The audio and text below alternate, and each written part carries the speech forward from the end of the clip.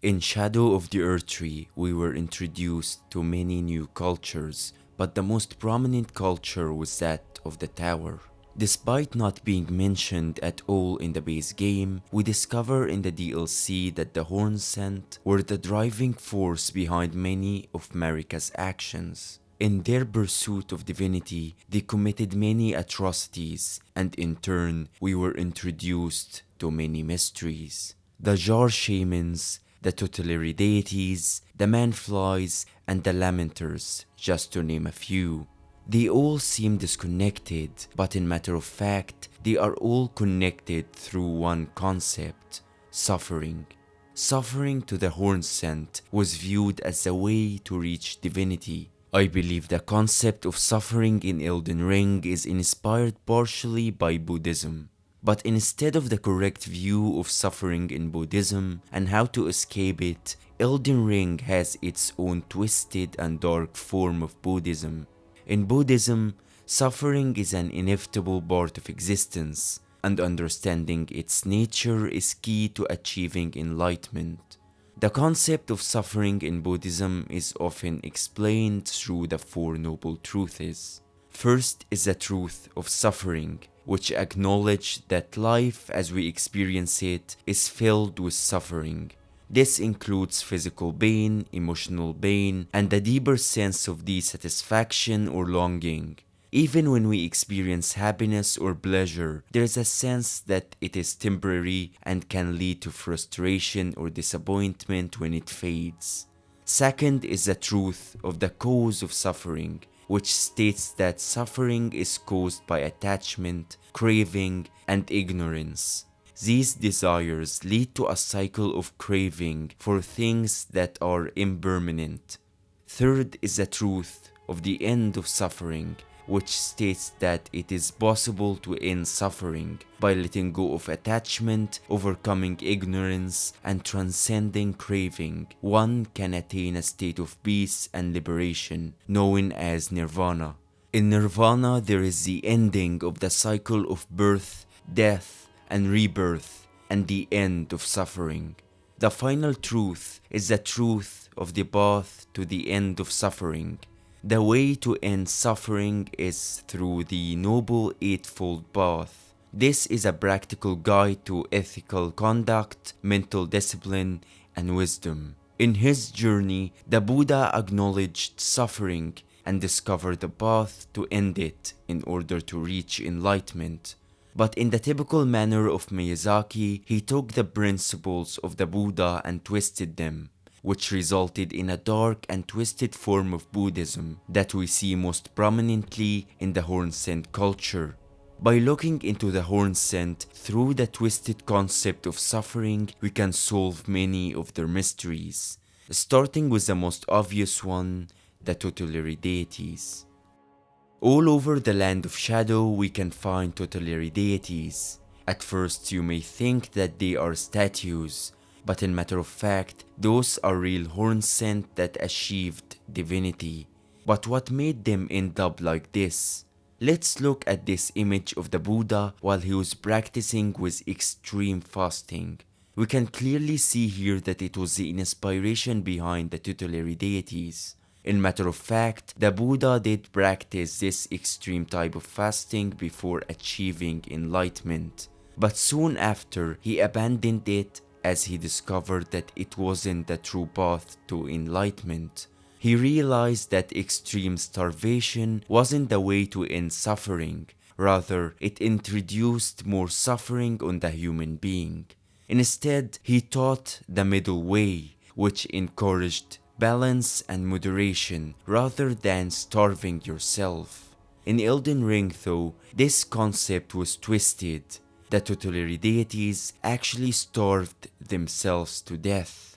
That's why we see them now in such state. This isn't a twist though. The twist is that they did indeed reach divinity through starving themselves to death, evident by their heads growing enormous horns and accumulation of revered spirit ash in their palms. So in Elden Ring, suffering was actually a way to reach divinity. But instead of acknowledging suffering and trying to escape it, the horns sent adorned suffering up till their demise. And then their suffering would end and they will reach divinity. Seeing how the tutelary deities reached divinity, many other horns sent tried to imitate them. Some succeeded, but others failed. Those who failed to become tutelary deities became what is known as the curseblades. The spirit ash of curseblade Midra states that long ago, before the land was overshadowed by invasion, this scourge was shunned and the curseblades were imprisoned. We can see here the fate of those who fails to reach divinity. They get shunned and treated as abominations. Judging from their appearance, we can deduce what happened to the curseblades. Just like their tutelary deities, they practiced extreme starvation. But unlike their ancestors, they failed to starve themselves to death. They did quit before their demise, and in turn they were punished, as they only suffered without succeeding to end their suffering through death. So the horn sent didn't encourage suffering for the sake of suffering. Suffering to them was a mean to an end. Suffering was a path to divinity, but only when their suffering ends, they reach the divine. Through this lens, we can understand more of the horn-sent mysteries, the man-flies, and the lamenters. But before that, I want to tell you about today's video sponsor, Quantum Marmalade. Today's video is sponsored by Quantum Marmalade, an indie sci-fi comic that delves into dark science, twisted biochemistry, and thrilling explosions. The comic was written by Danny Walker, a fellow Elden Ring Lore enthusiast who is inspired by games like Warframe, Destiny, Borderlands, and of course Elden Ring. The story follows a mad scientist who creates toxic bioweapons by fusing people with a mysterious alien tree. It's up to a team of cyborg warriors to stop him. I have read the comic and can personally attest to the amazing story and art. I highly recommend supporting Danny's current Kickstarter for Chapter 5 and 6, link in the description, or head over to quantummarmalade.com for more details. Going back to the twisted FromSoft take on Buddhism, we can explain the man-flies and the lamenters. One of the most grotesque creatures we can find in the lands of shadow are the man-flies. But the horror runs even deeper, as those aren't actually creatures. The man-flies were once horn-sent, and not even any horn-sent. They were the upper echelons of the horn-sent society. Every man-fly in Elden Ring can drop the silver horn tender item, which reads as follows: old currency used by horn-sent, made by coating spiral horns with silver. These trinkets were once symbolic of society's upper echelons. The silver horn tender can be found in many places around the Shadowlands, but the only enemies that can drop them are the man-flies. FromSoft seems to be trying to tell a story here, a horrible story. Let's first start by explaining the man-fly's sickness. The man-fly's ashes states the following: afflicted horn-sent eventually metamorphosed into a fly-like form. It was believed that the moment the transformation took place, they were relieved from their suffering. As we can see here, the theme of suffering to reach something more divine continues. Just like the tutelary deities who suffered horrible fatal starvation, the man-flies too suffered through the metamorphosis. And just like the tutelary deities, they reached something greater in the eyes of the horn-sent. The horn-sent who venerated the crucible and its beastly traits probably viewed the man-flies as something divine. But the truth is even more horrible. The man-fly's sickness wasn't a normal plague. Rather, it was man-made, and the horn-sent upper echelons participated in this horrible experiment willingly. The ailing talisman states the following: when the weak were infected with the dreaded fly sickness, they perished well before the metamorphosis could take hold. Oddly, Those who cared for the infected and made certain they were given a proper burial were never afflicted themselves. Again, we can see here the theme of failing to endure the suffering and in turn failing to reach divinity. Only those strong enough to endure the suffering until the metamorphoses were relieved. The others, they only suffered until their demise. Now what about those who cared for the infected? Why weren't they infected themselves? We can actually see with our own eyes those who supposedly took care of the infected. All over the places we can find man-flies in, we can find those witch doctors-like characters. Oddly enough, they all use a swarm of flies incantation, which is puzzling. Or is it? In matter of fact, it's not odd at all, because those witch doctors are the cause of the plague, and they used the power of the Mother of Wounds to do it. That's why they were never affected themselves. It was all a part of their experiment to reach divinity. What's more terrifying is that the upper echelons of the Hornsent participated willingly. As I already said, all the man-flies were of the upper echelons, evident by them dropping the silver horn tender item. We can paint a picture here. The upper echelons of the Hornsent wanted to buy their way to divinity. Therefore, they went to those witch doctors for a solution, and they did provide one. They would inflict them with the man-fly's sickness, and if they were strong enough, they would turn into something divine. A beast with the vestiges of the primordial crucible, or so did they think. The witch doctors turned them into grotesque abominations, but to their defense, they did provide what they promised. The man-flies gained vestiges of the primordial crucible, and when they transformed, they were relieved from suffering. They did reach the twisted form of nirvana that Miyazaki made. We can even find man-flies praying in peace all over Inner Elam, but at what cost? Deep inside one of the jails of the Hornsent, we can find an incredibly unique enemy, the Lamenter. A character that the Hornsent feared so deeply that they built the entire jail and hid him away in it. Taking a deep look at the Lamenter, we can partially know why, but the truth goes even deeper. First, the Lamenter possesses huge horns, a big sign of divinity for the Hornsent.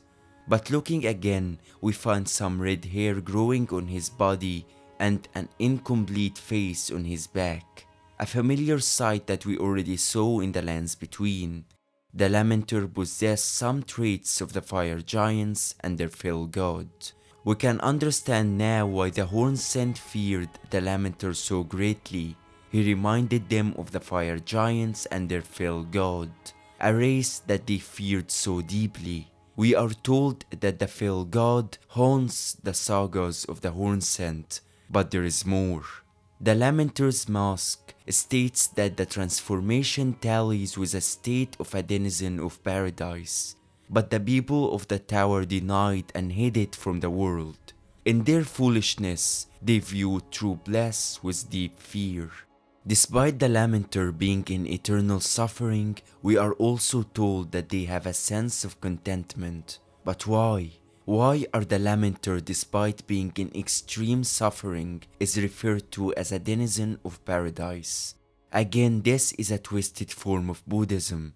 As we said, the act of escaping the cycle of suffering is called nirvana. It's actually paradise in Buddhism. That's why the Lamenter is referred to as a denizen of paradise, and this state is said to be a bliss. The Lamenter achieved nirvana, but not through acknowledging suffering and escaping it. The Lamenter lived in suffering. Suffering was his nirvana. He realized that suffering is inevitable, and if so, then why try to fight it? If suffering is inevitable, then perhaps we should embrace it. In a way, the Lamenter escaped suffering through adorning it. If you are in extreme suffering, then you can't suffer any further, right? That concept terrified the Hornsent and made them imprison the Lamenter despite showing clear signs of divinity. The horns, the red hair, and the face growing on his back. We are actually told that the mother of all crucibles first appeared on giants, linking them deeply with the crucible, and that's what happened with the Lamenter. But that concept destroys the entirety of the Hornsent belief system. As we said, suffering to the Hornsent was a mean to an end, not the end goal like the Lamenter. Now let's look at Midra and the frenzied flame from that concept. The frenzied flame is one of the most terrifying concepts in Elden Ring, a power capable of destroying everything, even spirits. This terrified the Hornsent. The frenzied flame philosophy is simple. Just like Buddhism, it acknowledges that suffering is inevitable. Hayata states the following when we touch her with the frenzied flame. I have touched them. The words of the three fingers. As your maiden, allow me to divine them. All that there is came from the one great. Then came fractures, and births, and souls. But the greater will made a mistake. Torment, despair, affliction, every sin, every curse, every one born of the mistake. And so, what was borrowed must be returned, melted all away with the yellow chaos flame, until all is one again. We can see here the philosophy of the frenzied flame. If suffering is inevitable, then life is a mistake. Therefore, the solution is simple. Melt it all away with the yellow flame of chaos. In that way, we can end suffering once and for all. Again, a twisted form of Buddhism. Instead of trying to escape suffering through the teachings of the Buddha, the frenzied flame wants to melt everything away. Then there is no more suffering. What's really interesting here is the relation between the frenzied flame and suffering. Despite claiming that the flame is a way to end suffering, it actually feeds off suffering. We are constantly told that those infected with the flame is in constant suffering and agony. They are so keen on finding their lord of frenzied flame because they can't endure the suffering anymore. The frenzied flame seems directly proportional to suffering. Suffering is how you summon it. That's what happened when the merchants got imprisoned under the royal capital. And the frenzied flame also grows stronger when you suffer more. And this brings us to Midra. Midra, the great sage of his time, acknowledged suffering and was trying to harness its power. He looked at the frenzied flame for answers. He studied and practiced it, but nobody could control the flame. The frenzied burst incantation states the following. In times past, every single person who attempted to control the flame of frenzy succumbed to madness after a desperate internal struggle. This incantation is a testament to a meager victory. After summoning the flame of frenzy and being unable to control it, Nanaya told Midra to endure. Nanaya wanted to make a lord of frenzied flame out of him. By telling him to endure the suffering, she made the frenzied flame stronger every single day. Until one day, he couldn't endure anymore.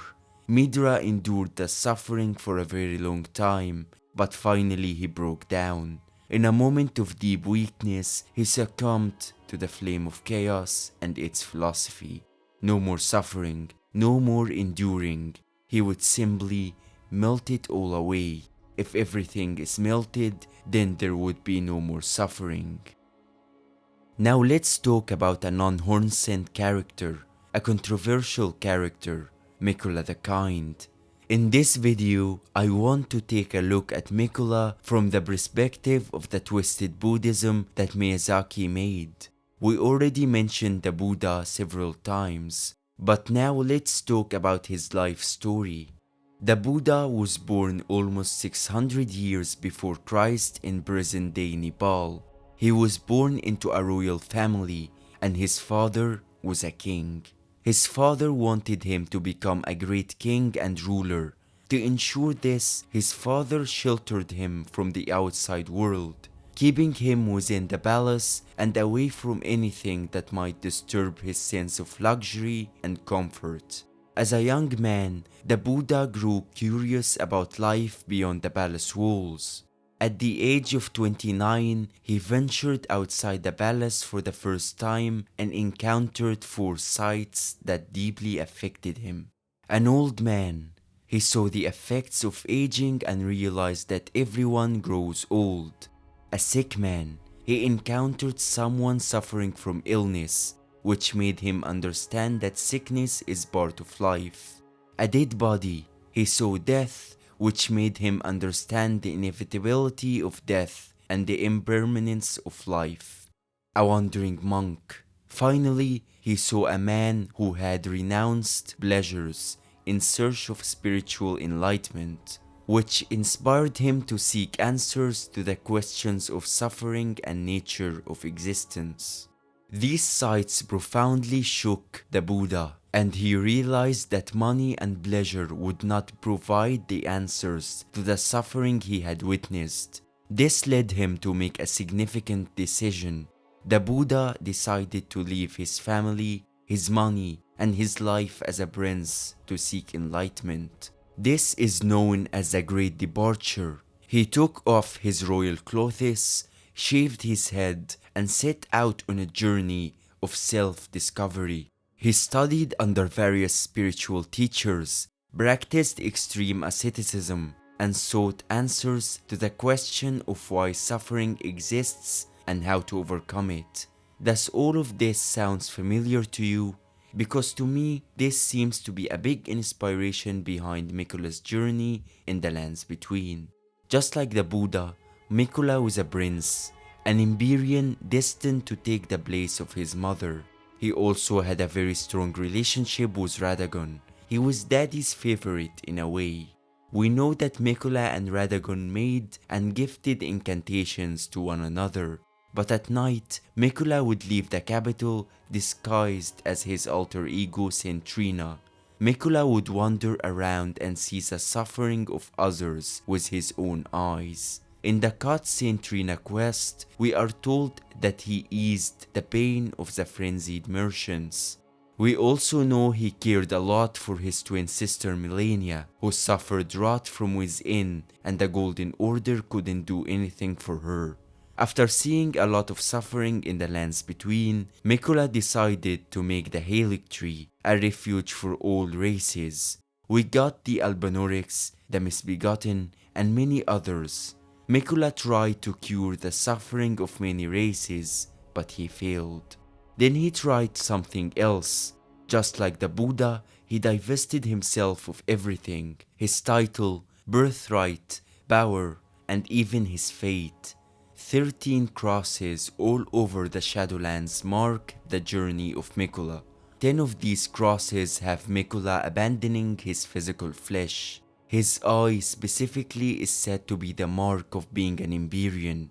The last 3 crosses is where he abandoned his love, his fears, his doubts, and vacillation.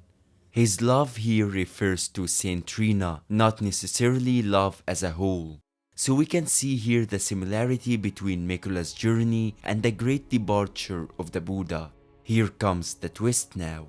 Unlike the Buddha that saw suffering and decided to teach people how to overcome it, Miquella decided to force kindness upon them using charms and brute force. Leda, the loyal follower of Miquella that preached kindness, was ready to slaughter anyone that showed any doubt. What's really interesting is that all of this bloodshed happens after breaking Miquella's charm. It's like the charm was the only thing keeping those people from killing each other. Unlike the Buddha's teachings, the compassion that Miquella promised was artificial. When we fight Miquella, we can see this with our own eyes. If you got grabbed twice, Miquella charms you and he steals your heart. He planned to do the same thing with the entire lands between.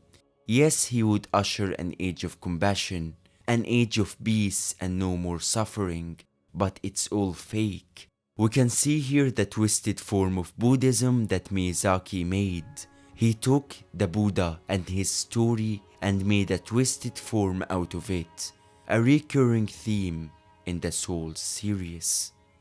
If you liked this video, then please hit the like and subscribe button and tell me what you think in the comments section down below. And don't forget to check Quantum Marmalade by following the link in the description. Until next video, farewell, fellow Tarnished.